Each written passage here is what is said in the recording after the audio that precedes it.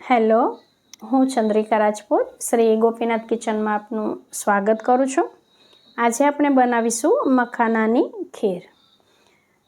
મખાના વિશે મેં ઘણું બધું સાંભળ્યું, એના વિશે જાણ્યું, એટલે મને થયું કે ચલો હું પણ આ મખાના લાવું અને એની કોઈ રેસીપી બનાવું, જોઉં સ્વાદમાં કેવા લાગે છે।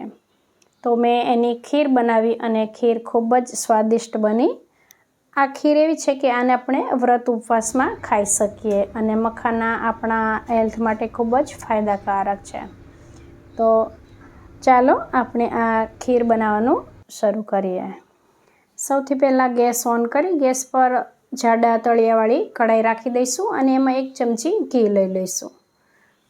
અહીં આપણે દેશી ઘીનો ઉપયોગ કરવાનો અને ઘી ગરમ થાય એટલે એમાં 10-12 નંગ જેટલા બદામના દાણા શેકી લઈશું। બદામ થોડી શેકી જાય પછી એમાં કાજુ ને પિસ્તા એડ કરીશું અને શેકી લઈશું। કાજુ ને પિસ્તા કરતાં બદામને શેકાતા વાર લાગે એટલે આપણે બદામ પહેલાં લેવાની। હવે આને આપણે એક પ્લેટમાં કાઢી લઈશું અને એમાં ઘી વધ્યું છે એમાં આપણે 1 વાટકી જેટલા મખાના લઈ અને શેકી લઈશું।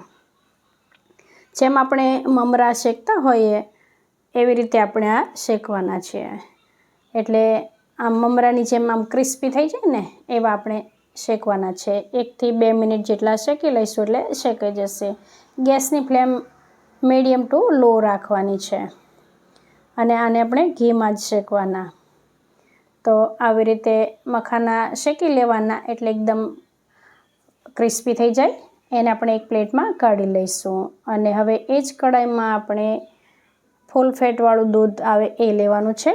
500 ml દૂધ લઈશું અને આપણે ગેસને થોડીવાર માટે એની ગેસની ફ્લેમ હાઈ કરી દઈશું એટલે દૂધ આપણું ફટાફટ ઉકળે અને એક ઉભરો આવે એટલે આપણે ગેસની ફ્લેમ લો કરી દઈશું અને આપણે જે મખાનાને ઠંડા થઈ ગયા છે ડ્રાયફ્રૂટને એને આપણે ક્રશ કરવાના છે। તો અહીંયા જો મખાનાને આપણે એકદમ જો ક્રિસ્પી થઈ ગયા છે અને આપણે શેક્યા એટલે હવે આ મખાના આપણા ડ્રાયફ્રૂટ અને થોડું કેસર મેં આ દૂધમાં પલાળીને રાખ્યું છે, એટલે દૂધમાં પલાળીને કેસર થોડું રાખી દેવાનું।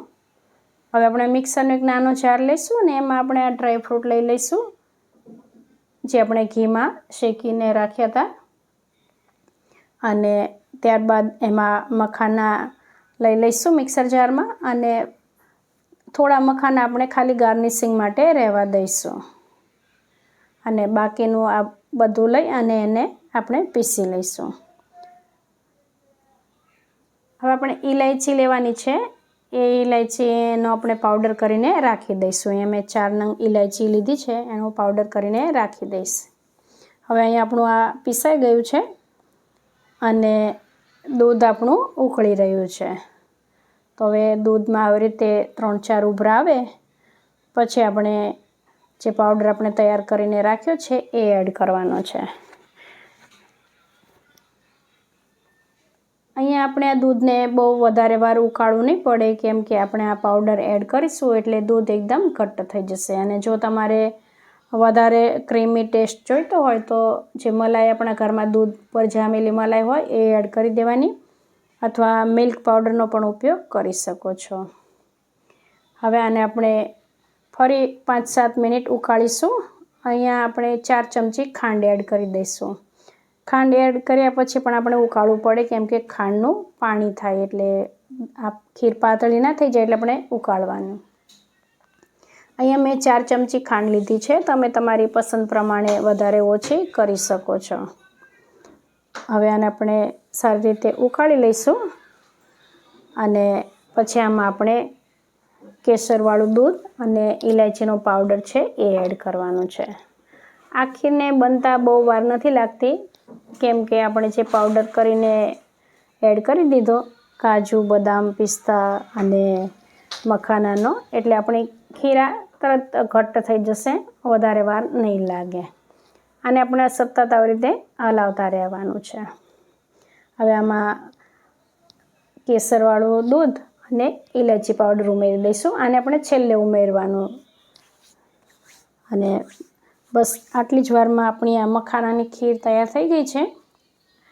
અને આ ખીર એવી છે કે આને આપણે વ્રત ઉપવાસમાં ખાઈ શકીએ છીએ.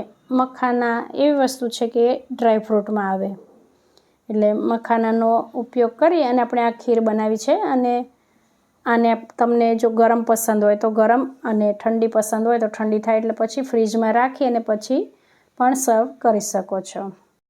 અહીંયા મેં 500 ml દૂધની ખીર બનાવી હતી, એટલે દૂધને ઉકાળી એટલે થોડું ઓછું થઈ જાય, એટલે 2 વાટકી જેટલી જ ખીર બની છે. હવે એને આપણે 2 વાટકીમાં સર્વ કરી લઈશું, અને ઉપર જે મખાના થોડા આખા રાખ્યા હતા મેં, એ મખાના અને ડ્રાયફ્રૂટની કતરણથી ગાર્નિશ કરી લઈશ. તો જો તમે મારી જેમ ક્યારેય મખાના ઘરે ના લાવ્યા હોય, એનો ટેસ્ટ ના કર્યો હોય, તો તમે ચોક્કસથી લાવજો અને આવી રીતે ખીર બનાવજો, જે સ્વાદમાં ખૂબ જ સરસ લાગે છે. અને આ મખાનાને મમરાની જેમ વઘારીને ખાધા ને તો એવી રીતે પણ બહુ સરસ લાગ્યા. તો તમે જરૂરથી ટ્રાય કરજો. અને જો તમને મારી આ મખાનાના ખીરની રેસીપી ગમી હોય તો વિડીયોને લાઈક કરજો, ફ્રેન્ડ્સ અને ફેમિલી સાથે શેર કરજો. ચેનલ પર નવા હોય તો સબસ્ક્રાઈબ કરવાનું ભૂલતા નહીં. ફરી મળીશું આપણે એક નવી રેસીપી સાથે. ત્યાં સુધી આવજો.